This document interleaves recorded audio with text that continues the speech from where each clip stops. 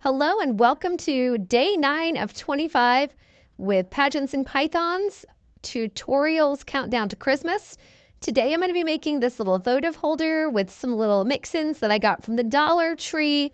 And then I'm going to be using, of course, some glitter and a little bit of color changing mica paint to kind of finish it out. So thank you guys for joining me tonight and let's get started. So the first thing that I am going to do is I've already made sure these fit. So I'm going to just pour in a thin, very thin layer of my 2-part epoxy resin, which I have stirred again for 8 minutes. If you guys have seen any of my previous videos, you know that this is something I go a little extensive on. It says 3 to 5. I always stir for 8 and let it sit for 5, just to make sure any of those bubbles have had a chance to raise to the surface. So then what I'm doing is taking these little tiny trees, and this came in a set, all of it together at the Dollar Tree. So I'm pushing those in, and they are going to rise a little, so I'll be doing this in 3 parts. So I'm pushing these in so that they sit as close to the bottom as I can get them, but they're lightweight, so they are going to raise a little. Again, that's why I'm doing this one in a 3-part. So some of these things I had measured, but I ended up having to trim a second time. And a lot of times when I'm making these, I would say 80% of the effort is me doing something, deciding that I didn't love it, and doing it again. So it's, what's that old adage? Measure twice, cut once. It's something I probably need to learn, but I think even if I did that, I would probably change my mind a bunch of times. So I'm kind of laying these over in the corners. Then I'm going to add these little red holly berries in.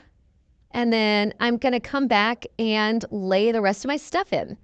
So what's fun about this is if you guys have ever been to the $1.25 tree, they have a ton of this stuff. And a lot of them come in little kits.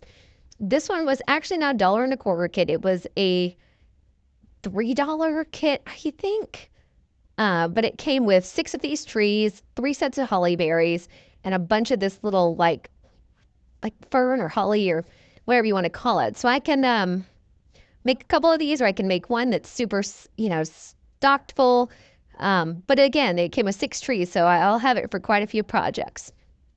So let me know what kind of amazing things you guys have found at your local Dollar Tree or craft store or any of those places that you guys use that you've been able to use in these projects, or really just any of your other projects. If you have a favorite store you go to find stuff. I have a store here that I go to a lot too. It is called Daily Deals, and it's a super cool store. And on Wednesdays, everything in there, regardless of what it is, if it's in a bin, is $1. And so I'll find these things a lot of times too there for $1, or some of the really, really nice sets. I got last year a ton of the Target $5 and $10 sets that they had left over there right after Christmas, and I put those aside. And so I'm planning on using some of those in my projects next. So another thing I would suggest is being patient, something I would love to be, and I am not. And so therefore, my stuff floats. So if you can think about it, please try to wait 10 minutes before adding your stuff. Because if you see, I am riding the struggle bus here. Everything's floating to the surface. And if you wait 10 or so minutes, then you will not have that issue. Your resin will be solidified enough, and so stuff won't float to the surface quite as much, and you won't have to keep pushing it down and over and over and over like I am. So with this one, I'm not going to let it sit for a full 24 hours. I'm going to let it sit for like 3. I just want it solidified enough to add something to the top. So this is a color changing mica, gold to red to white to green, and glitter, because, well, you can never have too much glitter. I love glitter. If you've watched my videos, you know. If you know me, you know. Sparkle is fun and fancy, and I don't think you can have enough of it in your life. So I'm adding less than a capful of mica paint to this because I'm using such a small amount of resin. And if you use too much mica paint, it's going to clump, and you're not going to get a beautiful effect with it. And then I'm going to add some glitter, and you can never have too much glitter, so I'm just going to dump that right in. So another thing with mica paints, as I've said before, is you do want to make sure to stir them so very well so you don't have chunks and clumps and all that icky stuff in them. I made that mistake so very many times. Like I said, I'm impatient and I like to get on with my art, and it's not a good look a lot of times.